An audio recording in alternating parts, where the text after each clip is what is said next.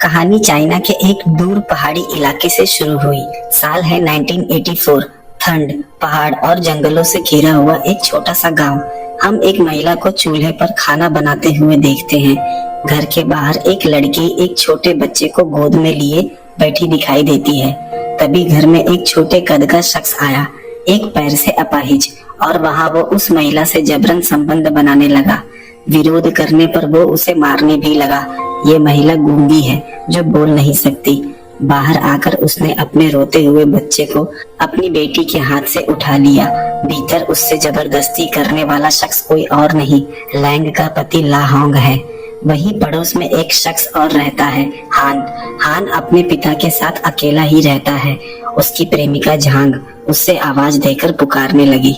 पहाड़ियों में इस कदर शांति होती थी कि एक पहाड़ी से दूसरी पहाड़ी तक अपनी बात आराम से पहुंचाई जा सकती थी। झांग का भाई माइंस में काम करता है, तो वो हान को अक्सर डिटोनेटर लाकर देती, जिसे वो जंगलों में लगाकर शिकार किया करता। यहाँ हम देखते हैं ला होंग से कोई भी खुश नहीं था, न तो उसकी बेटी और न ही उसकी पत्नी। शायद से उसके इस कठोर बर्ताव ने उनके बीच के प्रेम को खत्म कर दिया था। घर की हालत एकदम से खराब मालूम पड़ती है। खाने को कुछ ढंग का नहीं, क्योंकि वो कोई काम नहीं करता।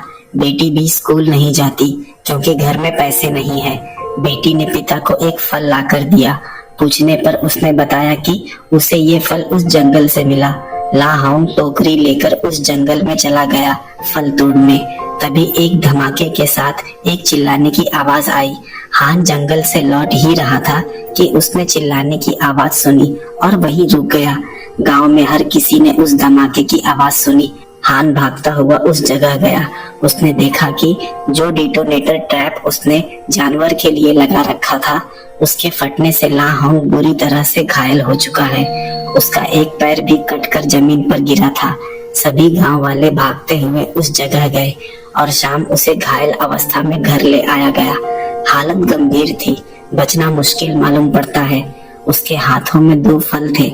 उसने अपनी बेटी की तरफ हाथ बढ़ाया, लेकिन लैंग ने उसे पिता के पास जाने से रोक लिया। इस पर गुस्से में वो लैंग को गालियां देने लगा। उसका स्वास्थ्य और गिरने लगा। हान का पिता अपने बेटे को गुस्से भरी नजर से देखने लगा, क्योंकि ये सब उसकी वजह से ही हुआ। हम देखते हैं रात ही वो मर चुका।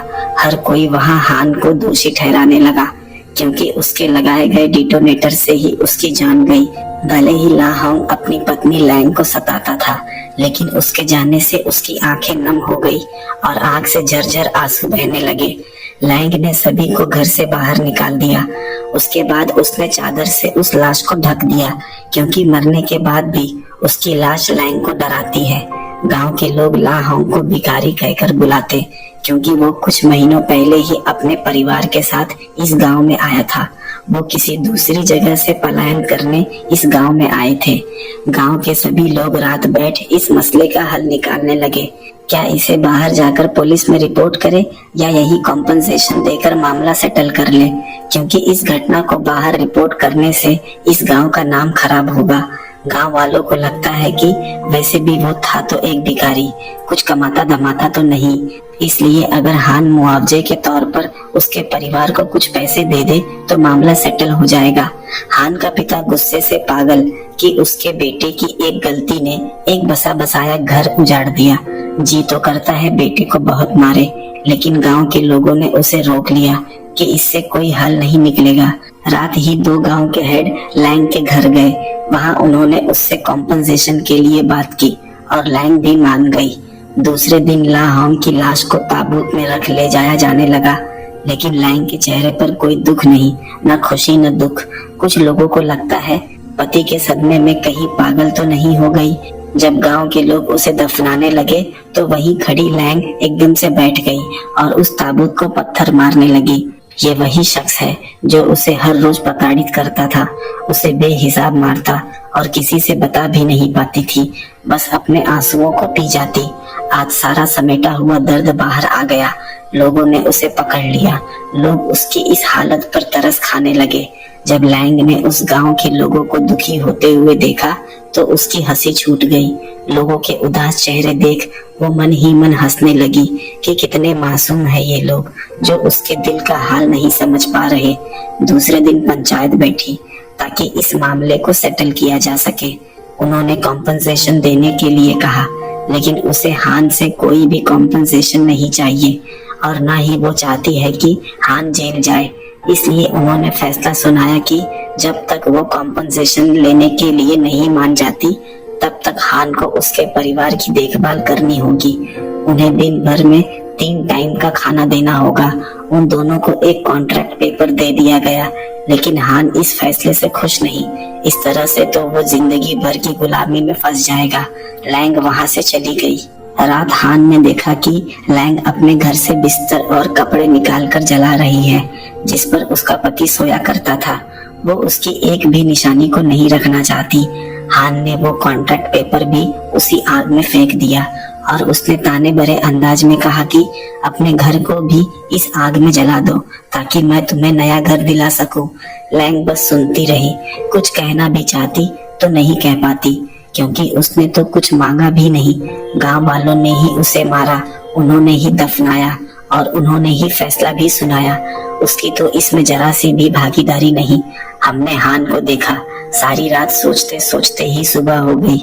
वो बिस्तर से उठ कॉन्ट्रैक्ट के मुताबिक फल और सब्जियां लेकर लैंग के घर पर गया।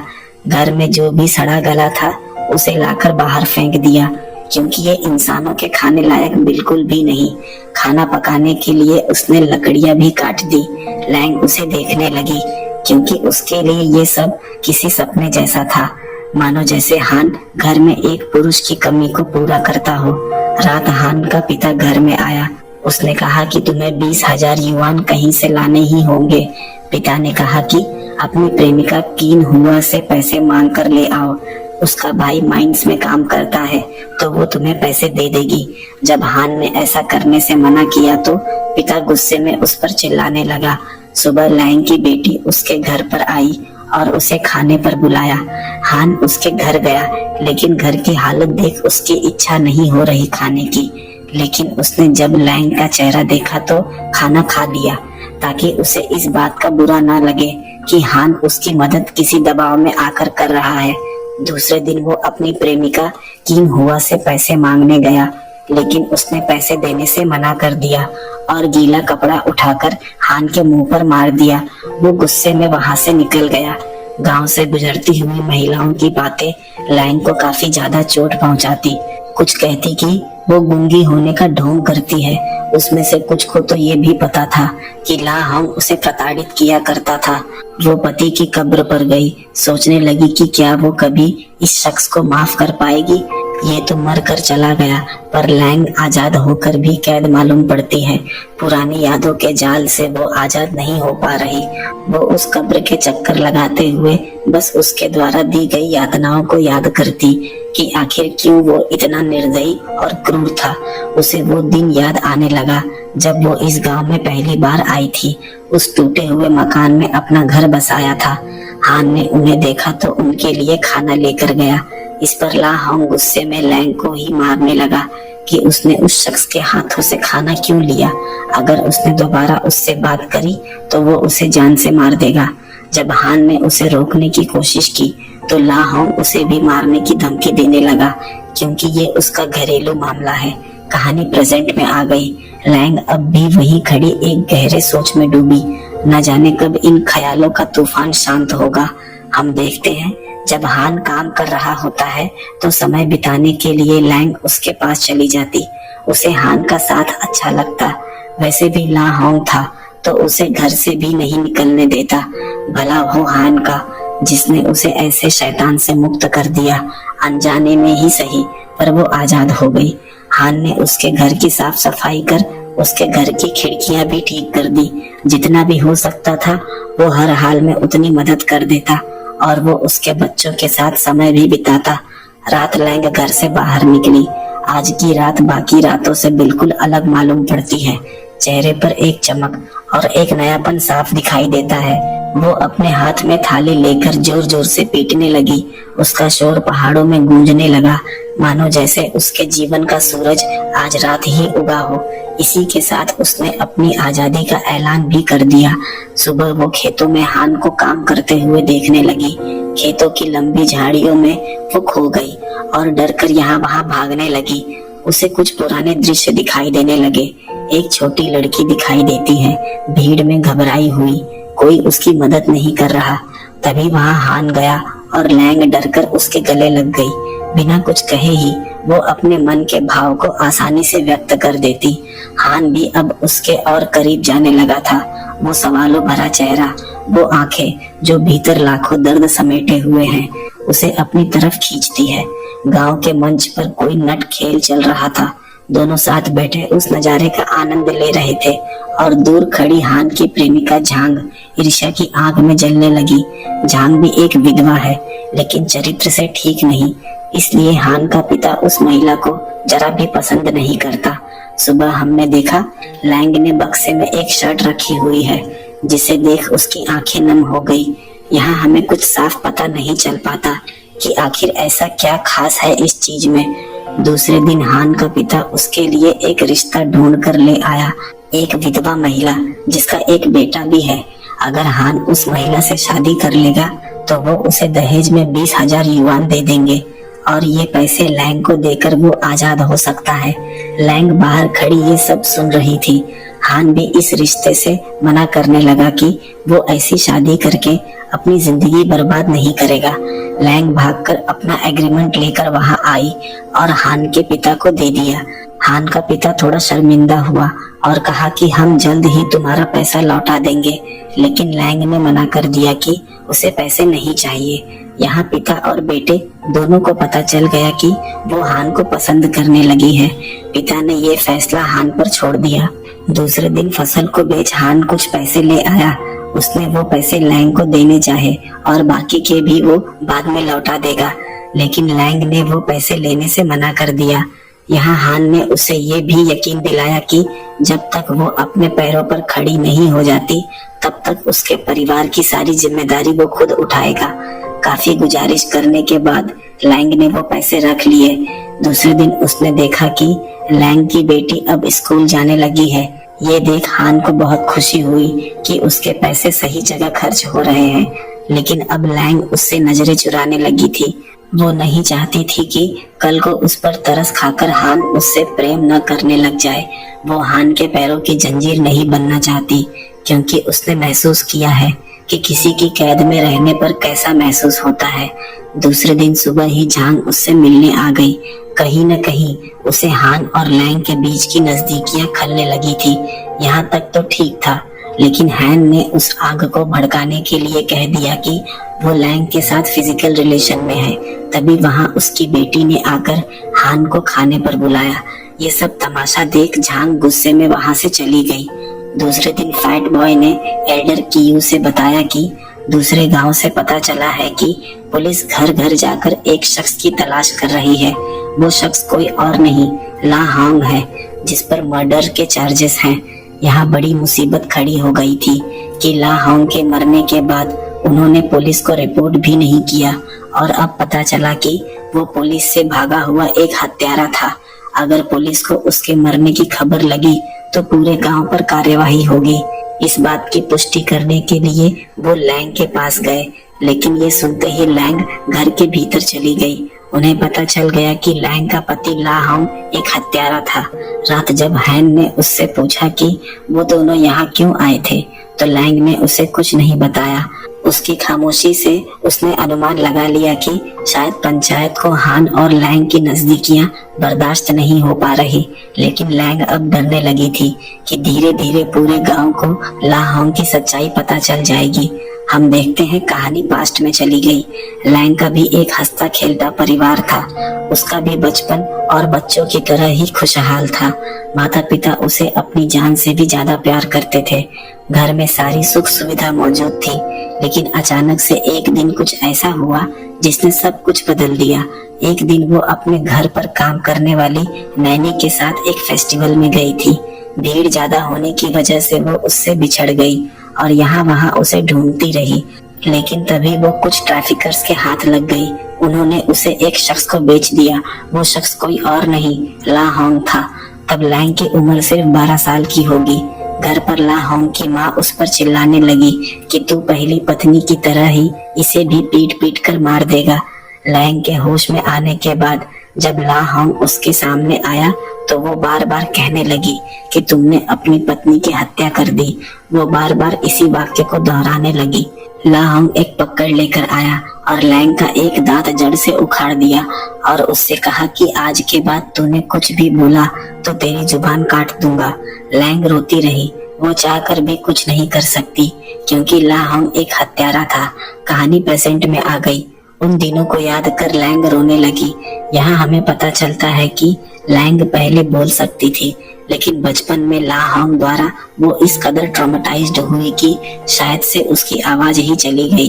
एक डर अब भी मन में बैठा है कि अगर उसने बोलना शुरू किया तो ला होंग फिर जिंदा होकर आएगा और उसकी जुबान काट देगा। गांव के और पुरुषों को ला होंग के कातिल होने की खबर हो गई। काश उन्होंने पहले ही पुलिस को खबर कर दी होती तो इतना बखेड़ा ना खड़ा होता। जहां गांव से गुजर रही थी तब वो कान लगाकर उनकी बातें सुनने लगी और उसे भी इस राज का पता चल गया। उन्होंने फैसला किया कि पुलिस को खबर लगने से पहले ही सभी मिलकर लैंग को इस गांव से निकाल देंगे। ये सब कुछ शांति में होना था, लेकिन झांग ने सारे गांव वालों को इकट्ठा कर लिया ताकि ला होंग की सच्चाई लोगों को पता चल सके और लोग खुद लैंग को इस गांव से धक्के देकर निकाल दे। जब हान को इस बारे में पता चला तो वो लैंग की तरफ सवालों भरी निगाह से देखने लगा, लेकिन इस बात से उसे कोई फर्क नहीं पड़ता क्योंकि ये ला होंग का पास्ट था कि वो एक हत्यारा है। लेकिन लैंग तो यहाँ पूरी तरह से निर्दोष है। वहाँ सभी नारे लगाने लगे कि इस लड़की को इस गांव से निकाल दो। वहाँ हान उसके लिए पूरे गांव से लड़ गया कि वो यहाँ से कहीं नहीं जाएगी। हान का पिता वहीं बैठा ये सब तमाशा देखता रहा क्योंकि उसे अपने बेटे पर पूरा यकीन है जो अब बड़ा हो चुका है। वो जो भी फैसला लेगा उसे मंजूर है।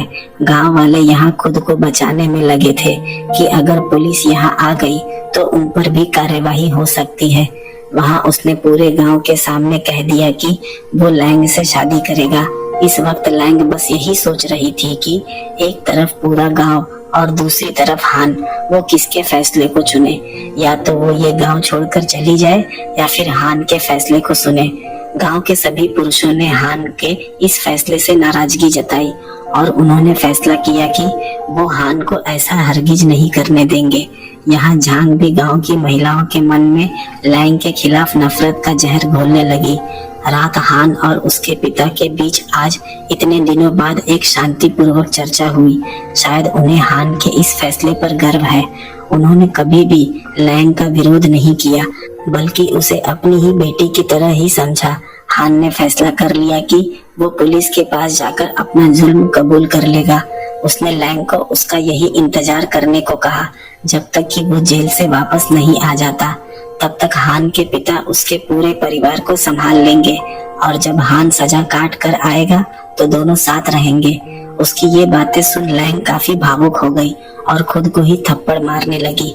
लेकिन सुबह ही झांग गांव की महिलाओं को लेकर लैंग के घर के बाहर आ गई और उन्होंने उसे घर से घसीट कर बाहर निकाला और उसे बहुत मारा।